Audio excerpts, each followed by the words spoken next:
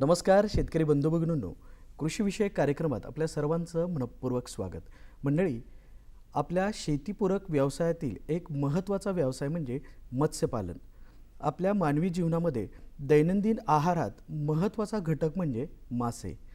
पोषण समृद्ध आहारासाठी मासे हा महत्त्वाचा घटक आहे. आजच्या भागामध्ये आपण या संदर्भात सविस्तर माहिती घेणार आहोत. आजचा आपला विषय पोषण समृद्ध महाराष्ट्रासाठी मत्स्यपालन आणि या विषयावरती मार्गदर्शन करण्याकरिता कार्यक्रमात सहभागी झालेले आहेत लातूर येथील उदगीर येथील मत्स्य विज्ञान महाविद्यालयाचे प्राध्यापक डॉक्टर सोमनाथ यादव. नमस्कार सर. नमस्कार. आपल्या या कार्यक्रमात आमच्या संपूर्ण टीमच्या वतीने मनपूर्वक स्वागत करतो. मुळातच सर, माशांचं पालन करणे किंवा त्या संबंधितला मत्स्य व्यवसाय याचं महत्त्व नक्की आहेच आहे. मग आपल्या भारतीय अर्थव्यवस्थेत याची एक महत्त्वाची भूमिका म्हणून आपण काय सांगाल? मत्स्य व्यवसाय हा भारताच्या अर्थव्यवस्थेमध्ये एक अनन्यसाधारण असं महत्त्व आहे. जर पूर्ण भारताच्या अर्थव्यवस्थेचा जर आपण विचार केला तर जवळपास 1.1% एवढा सहभाग हा मत्स्य व्यवसायाचा आहे. आणि कृषी व्यवसायामधील जर आपण सहभागाचा विचार केला तर तो तब्बल 7.3% एवढा आहे. आणि गेल्या दशकामध्ये भारताने मत्स्य व्यवसायामध्ये फारच प्रगती केलेली आहे. गेल्या दशकामध्ये जवळपास 100% वाढ मत्स्य व्यवसायामध्ये झालेली आहे. आत्ता जर ह्या 2024-25 या वर्षाचा उत्पन्नाचा अभ्यास आपण जर केला तर तो जवळपास 19.5 दशलक्ष टन एवढं आपल्या भारतामधून मत्स्य उत्पादन होतं. आणि यामुळेच आपण जगभरामध्ये दुसऱ्या क्रमांकाचा मत्स्य उत्पादक देश आहे. आणि हे जे मत्स्य उत्पादन हे फक्त उत्पादन आणि पोषणयुक्त आहार पुरवणे एवढ्यापुरतंच मर्यादित नाही. आपल्या भारतातील बहुसंख्य लोकसंख्या हे मत्स्य व्यवसायाशी निगडीत आहेत. अच्छा. जवळपास 2.8 कोटी लोक हे थेट मत्स्य व्यवसायाशी जोडलेले आहेत. आणि जर बाकीचे मत्स्य व्यवसायाचे पूरक आपण संलग्न व्यवसाय जर बघितले, जसे मार्केटिंग आहे, प्रक्रिया आहे, निर्यात आहे, आणि अशी एकंदरीत लोकसंख्येचा जर विचार केला जे मत्स्य व्यवसायावर अवलंबून आहेत, तर अशी लोकसंख्या जवळपास 5.8 कोटी लोक एवढे मत्स्य व्यवसायाशी निगडीत आहेत. हे मत्स्य व्यवसाय जे आहे हे आपल्या फक्त सामाजिक व्यवस्थेमध्ये संपूर्ण सर्वांगीण विकास करतात. आणि ह्यामध्ये विशेष बाब किंवा लक्षणीय बाब मला असा उल्लेख करूसा वाटतो तो म्हणजे महिलांचा सहभाग. ही जी एकंदरीत लोकसंख्या आहे त्यापैकी 56% महिला लोकसंख्या ह्या मत्स्य व्यवसायाच्या क्षेत्रामध्ये कार्यरत आहेत. म्हणजे ग्रामीण व्यवस्थेमध्ये चा विकास करायचा असेल, महिलांचं सबलीकरण करायचं असेल, यासाठी मत्स्य व्यवसाय हा एक प्रमुख स्तोत्र मानला जातो. आपल्या देशाचा विचार करता म्हणून सद्य परिस्थिती आहे, पण मग देशाच्या एकूण उत्पादनामध्ये आपल्या महाराष्ट्र राज्याचा विचार करता तर त्याचे नेमकं या मत्स्य व्यवसायाचं काय स्थान आहे? महाराष्ट्राचा जर आपण भौगोलिक परिस्थितीचा जर आपण विचार केला तर महाराष्ट्रामध्ये जवळपास 720 किलोमीटर लांबीचा आपल्याला समुद्र किनारा लाभलेला आहे. 3 लाख हेक्टर एवढं गोड्या पाण्यातील क्षेत्र आपल्याला मत्स्य व्यवसायासाठी उपलब्ध आहे. आणि एवढं सगळं आपल्याकडे नैसर्गिक साधन सामुग्री असून आता सध्याचा आपला मत्स्य उत्पादनाचा महाराष्ट्राचा जर आपण अभ्यास केला तर सध्या महाराष्ट्र हा 12व्या क्रमांकाचं राज्य आहे. आणि एकूण जे भारतामधलं जे उत्पादन निघतं त्यापैकी जवळपास 2% एवढं उत्पादन हे महाराष्ट्रामधून मिळतं. पण महाराष्ट्र हे मत्स्योत्पादन वाढीसाठी एक मोठं पोटेन्शियल आहे. आजकाल नवीन मत्स्यपालनामध्ये तंत्रज्ञान येत आहेत, जसं बायोफ्लॉक आहे, रिसर्क्युलेटरी ॲक्वाकल्चर सिस्टीम हे तंत्रज्ञान आहे. धरणामध्ये पिंजरा पालन पद्धतीने मत्स्य संवर्धन केलं जातं.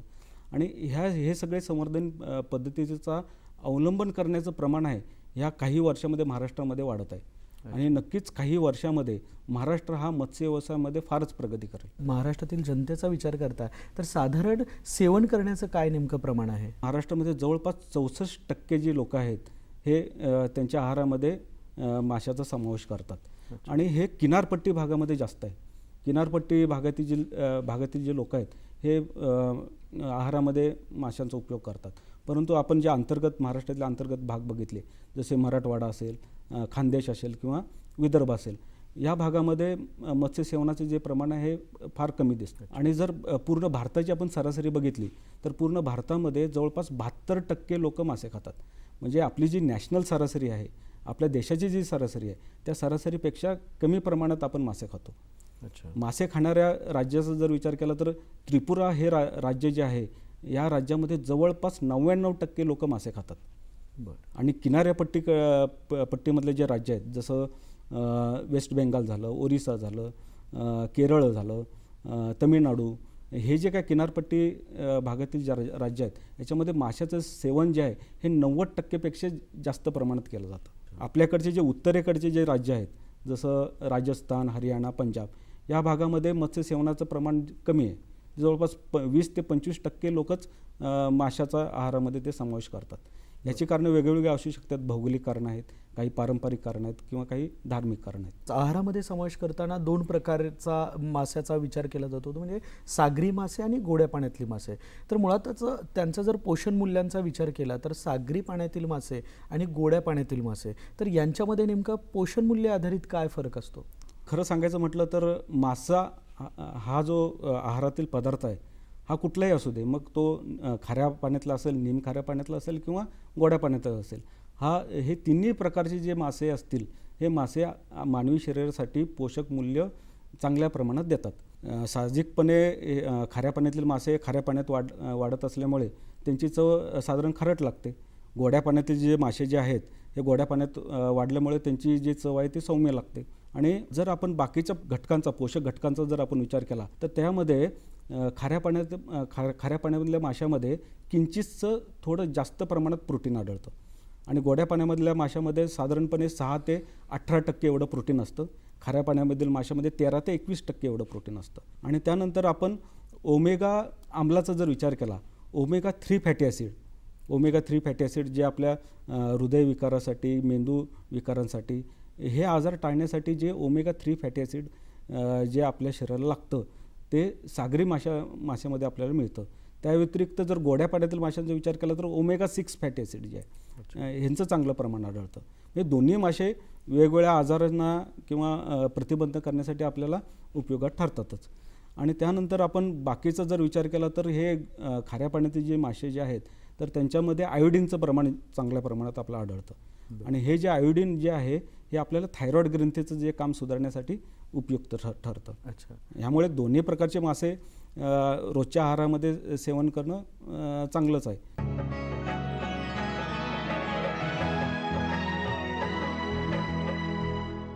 आरोग्यासाठी म्हणून यांचा सेवन करणं, मग खारे पाण्यातील असतील मासे किंवा गोड्या पाण्यातले असेल, तर त्यांचा आरोग्यासाठी होणारे फायदे हे नेमके काय आहेत? मासेमध्ये जे काही प्रथिनं असतात, जे प्रोटीन असतं, ते मानवी शरीर जे आहे, ते मानवी शरीर सहजरित्या पचवू शकतो. तुलनेमध्ये आपण समजा कोंबडीचं मटण असेल किंवा मटण असेल, तर ह्या प्रकारचे ह्यापासून जे मिळणारे जे प्रोटीन आहेत, हे प्रोटीन थोडंसं कॉम्प्लेक्स आहेत. पण मास्यामध्ये जे मिळणारे प्रोटीन आहे, हे मानवी शरीर जे आहे ते सहजरित्या पचवू शकतो. प्रोटीनमध्ये पुन्हा प्रोटीन हे कशापासून बनलेलं असतं तर अमोनो ॲसिडपासून बनलेलं असतं. आणि ह्या अमोनो ॲसिडमध्ये 2 प्रकार आहेत. एक इसेन्शियल अमोनो ॲसिड म्हणतो आणि एक नॉन इसेन्शियल अमोनो ॲसिड म्हणतो. हे इसेन्शियल अमोनो ॲसिड जे आहे, हे आपल्याला आहारातूनच मिळणं गरजेचं राहतं. आणि हे इसेन्शियल अमोनो ॲसिडचे जे प्रमाण आहे, हे माशामध्ये चांगल्या प्रकारे आढळतं. त्यानंतर आपण दुसरी बाब येते ते त्याच्यामध्ये कोणत्या प्रकारचं फॅटी ॲसिड्स आहेत. आपण जेव्हा कोलेस्ट्रॉल चेक करायला आपण डॉक्टरकडे जातो, तर त्या डॉक्टरच्या रिपोर्टमध्ये आपण वाचतो की त्या आपल्या रिपोर्टमध्ये LDLचं प्रमाण किती आहे, HDLचं प्रमाण किती आहे, ट्रायग्लिसराईडचं प्रमाण किती आहे. तर आपल्या त्यांच्या मानकानुसार हे HDLचं प्रमाण हे चांगलं पाहिजे. HDL आणि LDLचं जे गुणोत्तर आहे, जवळपास 3.5:1. जर LDL म्हणजे लो डेन्सिटी लिपिड म्हणतो किंवा त्याला आपण बॅड कोलेस्ट्रॉल असं म्हणू शकतो, आणि HDL म्हणजे चांगल्या प्रकारचं कोलेस्ट्रॉल. तर त्यांचं जे प्रमाण आहे हे 3.5:1, म्हणजे 3.5% समजा LDL असेल तर HDLचं प्रमाण हे 1 पाहिजे. आणि HDL हे वाढवण्यासाठी मासे आहारात उपयोग करणं हे आरोग्यासाठी एक चांगलं ठरू शकतं. अच्छा. हे ओमेगा 3 फॅटी ॲसिड असतं. त्यामध्ये इकोसा पेंटोनिक ॲसिड आहे किंवा डिकोसा हेक्झॉनिक ॲसिड आहे. तर हे ॲसिड जे आहेत हे आम्ल आहेत. हे आम्ल आपल्याला हृदयविकारापासून दूर ठेवतात. तर हे झालं आम्लाबद्दल. त्यानंतर माशामध्ये काही विटॅमिन्स आपल्याला चांगल्या प्रमाणात मिळतात. विटॅमिन ए, विटॅमिन डी आणि विटॅमिन B12. विटॅमिन ए जे आहे हे डोळ्यांच्या आरोग्यासाठी चांगलं असतं. विटॅमिन डी जे आहे हे हाडं आणि आपल्या दातांचे आरोग्य मजबूत ठेवण्यासाठी मदत करतात. त्यानंतर हे विटॅमिन B12 आहे. हे विटॅमिन B12 हे आपल्या जी नर्वस सिस्टीम आहे हे नर्वस सिस्टीमचं जे काम सुरळीत करण्यासाठी विटॅमिन B12चा वापर होतो. त्यानंतर माशामध्ये काही खनिज पदार्थ मिळतात. त्या खनिज पदार्थामध्ये कॅल्शियम आहे, मॅग्नेशियम आहे, फॉस्फरस आहे आणि आयोडीन आहे. आणि यामुळे आपली जी सर्वांगीण हाडांची वाढ असेल तर यासाठी या खनिज पदार्थांचा पण फार मोठ्या प्रमाणात मानवी शरीराला चांगला फायदा होतो. ग्राहकांनी म्हणून आपण ज्या वेळेला मासे आपण खरेदी करत असतो तर ताजे मासे कोणते आहेत आणि ते त्याची ओळखण्याची काही आपल्याकडं काही नियमावली आहे का? एक बाजारामध्ये गेल्यानंतर सर्वसामान्य माणसाला हा प्रश्न पडतो की आपण हे ताजे मासे कसे ओळखायचे. तर ताजे मासे ओळखण्यासाठी आपण जेव्हा बाजारामध्ये जातो तर पहिले त्यांचे कल्ले तपासायचे.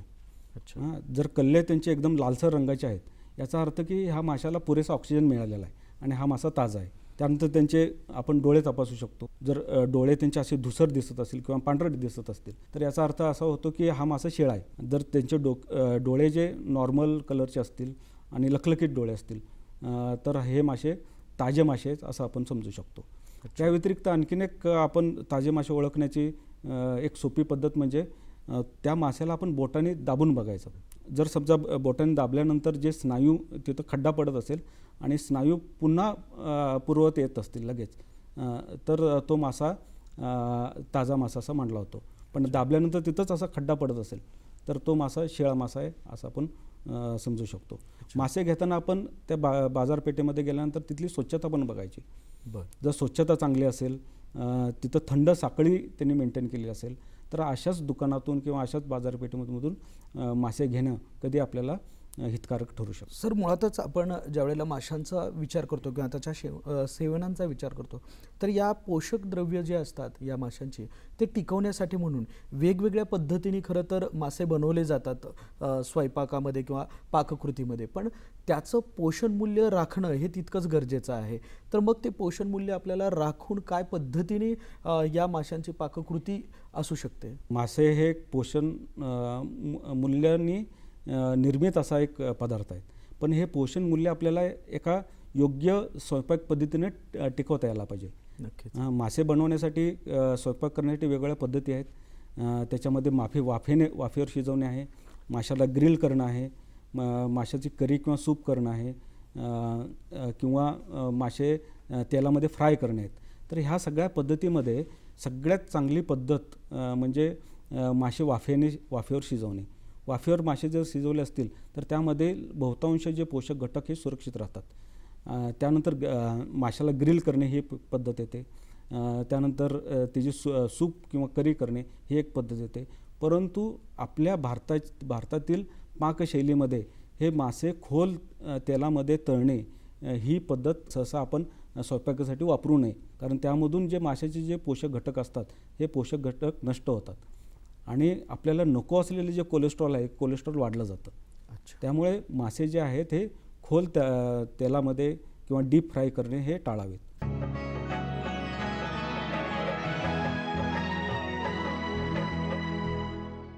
आपण उल्लेख केला त्याप्रमाणे देखील सुरुवातीला की याचं अर्थकारणाच्या दृष्टिकोनातून हा व्यवसाय महत्त्वाचा आहे. शेतीपूरक व्यवसाय म्हणून मोठ्या प्रमाणामध्ये आज तो केलाही जातो. त्याचबरोबर ते अजूनही शेतकरी बांधवांनी या मत्स्य व्यवसायाचा विचार करावा, तो अवलंबात आणावा याकरता म्हणून शासन वेगवेगळ्या योजना राबवत असतं. तर त्यातलेच ही मत्स्य संपदा योजना ही नेमकी काय आहे? आता शासन मत्स्योत्पादन वाढण्यासाठी आणि आपल्या भारतीय जनतेला चांगला सकस आहार पुरवता यावा यासाठी वेगवेगळ्या योजना जाहीर केलेल्या आहेत. तर त्यापैकी पहिली एक योजना होती प्रधानमंत्री मत्स्य संपदा योजना. त्याच्या काय आता सहयोजना आलेल्या आहेत. ही योजना 2020 साली चालू झाली होती आणि 2025ला ही योजना संपली, पण त्याच्या आता सहयोजना चालू झालेल्या आहेत. बरं. प्रधानमंत्री मत्स्य संपदा योजनेमध्ये भारत सरकारने जवळपास 20,000 कोटी रुपयाचं अनुदान भारतातील मत्स्य शेतकऱ्यांना मंजूर केलं होतं. आता त्याच्या 2 सहयोजना आलेल्या आहेत. प्रधानमंत्री मत्स्य किसान समृद्धी योजना आणि त्यानंतर आणखीन एक दुसरी योजना सध्याच मागच्या महिन्यामध्ये महाराष्ट्र शासनाने घोषित केलेली आहे. ती योजना म्हणजे धरती आबा जनजातीय ग्राम उत्कर्ष अभियान. तर ह्या अभियानामध्ये मत्स्यपालनाच्या अगदी बीज निर्मितीपासून ते विक्री व्यवस्थापन ह्या सर्व बाबी त्यामध्ये इन्क्लूड केलेल्या आहेत. बरं. जर भारताचा किंवा आपल्या महाराष्ट्राचं जी मत्स्यपालनाची जर पद्धतीचा विचार केला तर ही मत्स्यपालन पद्धत 3 टप्प्यामध्ये केली जाते. अच्छा. पहिल्या टप्प्यामध्ये हॅचरीमध्ये मत्स्यबीजाची निर्मिती केली जाते आणि हॅचरीमधून जिऱ्याची निर्मिती करतात. आणि हे जे मत्स्यजिरे जे आहेत हे मत्स्यजिरे आपण संगोपन तलावामध्ये त्यांचं संचयन करतो. आणि संगोपन तलावाचा हा संचयन कालावधी आहे जवळपास 15 ते 20 दिवस किंवा 25 दिवस. हे माशाचं संगोपन एका छोट्याशा नर्सरीमध्ये केलं जातं आणि ह्या जिऱ्याचं रूपांतर मग मत्स्यबीजामध्ये केलं जातं. हा झाला आपला पहिला टप्पा. दुसऱ्या टप्प्यामध्ये मत्स्यबीज हे साधारणपणे थोड्या मोठ्या तलावामध्ये वाढवलं जातं. त्या तलावाचं आकारमान जवळपास 1500 स्क्वेअर मीटर ते 2000 स्क्वेअर मीटर एवढं असतं. आणि ह्या तलावामध्ये मत्स्यबीज हे मत्स्य बोटुकलीपर्यंत वाढवलं जातं. आणि ह्या तिसऱ्या टप्प्यामध्ये हे तयार झालेले जे काही मत्स्य बोटुकले आहेत हे मोठ्या तलावामध्ये ग्रोट पॉन्ड म्हणतो आपण त्यांना, ह्या ग्रोट पॉन्डमध्ये वाढवलं जातं. त्यांचं आकारमान 1 हेक्टर 2 हेक्टर किंवा हे जे तयार झालेले बोटुकले आहेत हे आपल्या वेगवेगळ्या धरणामध्ये जलक्षेत्रामध्ये आपण त्यांचं संचयन करून विक्री योग्य होईपर्यंत आपण त्यांना वाढवतो. या गोड्या पाण्यामध्ये जी काही मत्स्यबीजं उत्पादन केली जातात तर त्याच्या संबंधित म्हणून नेमकी काय योजना आहे? बीज तयार करण्यासाठी महाराष्ट्रामध्ये सर्क्युलर हॅचरीचा उपयोग केला जातो. ही जी सर्क्युलर हॅचरी जी आहे हे जवळपास अर्ध्या हेक्टर क्षेत्रामध्ये त्याची निर्मिती केली जाते. आणि ह्या मत्स्यबीज केंद्रामध्ये त्याचे प्रमुख घटक आहेत ते जे आहेत त्याला स्पॉनिंग पूल किंवा प्रजनन टाकी असं म्हणतो किंवा इन्क्युबेशन पूल आहे, स्पॉनरी आहे आणि नर्सरी टँक आहे. हे अर्ध्या हेक्टरमध्ये समजा आपल्याला त्यांची निर्मिती करायची असेल तर प्रकल्पाचा अंदाजित जो खर्च जो आहे हा 25 लाख इतका येतो. आणि जर एखाद्या शेतकऱ्याला धरती आबा ह्या योजनेतून समजा आपल्याला त्यांना निर्मिती करायची असेल, ही धरती आबा जनजातीय ग्राम उत्कर्ष योजना जी आहे ही खास आदिवासी बांधवांसाठी. ज्या गावामध्ये आदिवासी बांधवांची संख्या ही 50% जास्त आहे आणि तो आदिवासी बहुल क्षेत्र आहे, अशा भागामध्ये ही योजना राबवली जाते. आणि ह्या योजनामध्ये 90% हे जे अनुदान आहे हे अनुदान शासनाकडून मिळतं आणि 10% हे लाभार्थ्याला स्वतःहून खर्च करायला लागतो. हे जे 90% जे अनुदान मिळणार आहे त्यापैकी 60% हा त्याचा शेअर आहे तो केंद्र शासनाकडून आहे आणि 40% शेअर हा राज्य शासनाकडून आहे. आणि ह्याच्यामध्ये आता हा जर 25 लाखाचा जर प्रकल्प एखाद्या आदिवासी क्षेत्रामध्ये समजा आपल्याला उभा करायचा असेल तर 90% हे अनुदान सरकारकडून मिळतं आणि 10% त्या लाभार्थ्यांना ते योजना साकारण्यासाठी त्यांना गुंतवायला लागतात. अच्छा. आर्थिकदृष्ट्या आणि आरोग्याच्या दृष्टिकोनातून देखील मत्स्यसंपदा वाढवण्याकरिता म्हणून विविध योजना शासनाच्या माध्यमातून राबवल्या जात आहेत. आणि मग सर मुळातच या जलसंपत्तीची बचत करण्यासाठी म्हणून किंवा या जलसंपत्तीचं संगोपन करण्यासाठी म्हणून देखील काही योजना राबवल्या जातात, तर त्याबद्दल सांगा. आता सध्या आपल्याकडे मत्स्य संवर्धन करण्यासाठी प्रामुख्याने अडचणी येतात म्हणजे पाण्याची कमी उपलब्धता आणि जागेची कमी उपलब्धता. मग ह्यासाठी मत्स्यपालनामध्ये काही नवीन तंत्रज्ञान आलेलं आहे. त्यामध्ये एक बायोफ्लॉक टेक्नॉलॉजी आहे आणि रिसर्क्युलेटरी ॲक्वाकल्चर सिस्टीम आहे. बायोफ्लॉक ह्या दोन्ही सिस्टीममध्ये अगदी जागेचा कमीत कमी वापर होतो आणि त्यातून जे मिळणारे जे उत्पादन आहे ते उत्पादन जास्त आहे आणि पाण्याचा वापर पण अतिशय कमी आहे. ह्या बायोफ्लॉक टेक्नॉलॉजीमध्ये काय केलं जातं तर सूक्ष्मजीवांचा वापर केला जातो. या बायोफ्लॉक टेक्नॉलॉजीमध्ये एखाद्या 30 टन टाकीमध्ये माशाचं संचयन करून बायोफ्लॉकची निर्मिती केली जाते. एखाद्या आपल्या टाकीमध्ये पाणी खराब का होतं ते खराब होण्याचं कारण म्हणजे माशाचे जे उत्सर्जनाचे जे पदार्थ आहेत ते नायट्रोजनस काही प्रोडक्ट्स आहेत ते नायट्रोजनस म्हणजे मासा उत्सर्जित हा अमोनिया वायू करतो आणि हा अमोनिया वायू पाण्यामध्ये तयार झाल्यामुळे पाणी खराब होतं. मग हा अमोनिया वायू पाण्यामधून काढायचा असेल तर सूक्ष्मजीवांचा वापर केला जातो.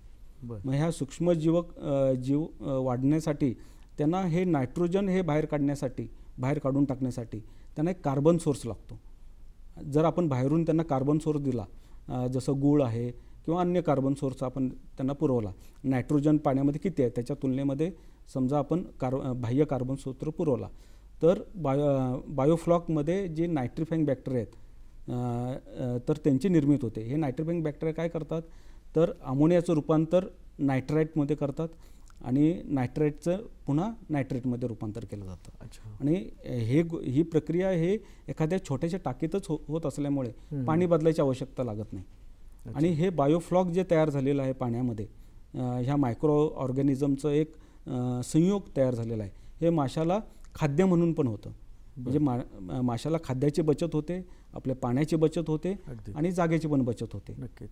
आणि नावाप्रमाणे ते पुन्हा रिसायकल सुद्धा केलं जातं आणि तेच पुनर्वापर आपल्याला करता येतो. रिसर्क्युलेटरी ॲक्वाकल्चर सिस्टीम ही थोडीशी वेगळी आहे. अच्छा. रिसर्क्युलेटरी ॲक्वाकल्चर सिस्टीममध्ये आपण काय करतो, एका टाकीमध्ये जे आपण मासे वाढवलेले असतात आणि त्यातून जे पाणी जे खराब झालेलं असतं हे आपण त्या टाकीच्या बाहेर करून प्रक्रिया करून पुन्हा आपण वापरतो. ह्या बायोफ्लॉक सिस्टीममध्ये काय केलं जातं की त्या टाकीमध्येच आपण पाण्याचं शुद्धीकरण करतो. रिसर्क्युलेटरी ॲक्वाकल्चर सिस्टीममध्ये हे पाणी बाहेर काढून त्याच्यामध्ये सॉलिड फिल्ट्रेशन, फिजिकल फिल्ट्रेशन करतो, त्यानंतर आपण केमिकल फिल्ट्रेशन करतो, बायोलॉजिकल फिल्ट्रेशन करतो आणि UV रॅडिएशनला त्याला एक्सपोज केल्यामुळे त्यामधले जे काही हानिकारक जीवाणू आहेत हे देखील नष्ट होतात. त्यामुळे रोगराईचं प्रमाण पण होत नाही. नक्कीच. मग ते अगदी अतिशय छोट्या पाण्यामध्ये आपण मत्स्योत्पादन जास्तीत जास्त ह्या रिसर्क्युलेटरी ॲक्वाकल्चर सिस्टीममधून आपण काढू शकतो. ज्यावेळेला मत्स्य किंवा मत्स्यांचं उत्पादन घेतलं जातं, मासे तयार होतात आणि बाजारपेठेत येतात, तर या मासे विक्रेत्यांसाठी, उद्योजकांसाठी म्हणून देखील काही योजना राबवल्या जातात. तर त्या योजना नेमका काय आहेत? अगदी मत्स्यपालन हे जे आहे हे योग्य विक्री झाल्याशिवाय हे संपत नाही. आपण जे तयार केलेले जे काही मत्स्य उत्पादन आहे हे योग्य तऱ्हेनं विकलं गेलं पाहिजे आणि योग्य भावामध्ये विकलं गेलं पाहिजे आणि चांगल्या प्रतीमध्ये विकलं गेलं पाहिजे. यासाठी काही शासनाच्या काही योजना आहेत. त्याच्यामध्ये रेफ्रिजरेटेड व्हेकल्स आहेत, म्हणजे त्यानंतर काही लाईव्ह विक्री सेंटर आहेत किंवा आपण त्याला फिश किओस्क म्हणजे आधुनिक मत्स्य विक्री केंद्र याच्या निर्मितीसाठी काही विविध योजना शासनाच्या आहेत. ह्यामध्ये आपल्याला सगळ्यात महत्त्वाचं म्हणजे हे मासे विक्री करताना आपल्याला थंड साखळीमध्ये म्हणजे कोल्ड चेनमध्ये मेंटेन केलं पाहिजेत. मग हे कोल्ड चेन मेंटेन करण्यासाठी शीत पेटीचा आपण वापर करू शकतो. ह्या शीत पेटी सायकलवरून पण घेऊन जाऊ शकतो, रिक्षामधून जाऊ शकतो.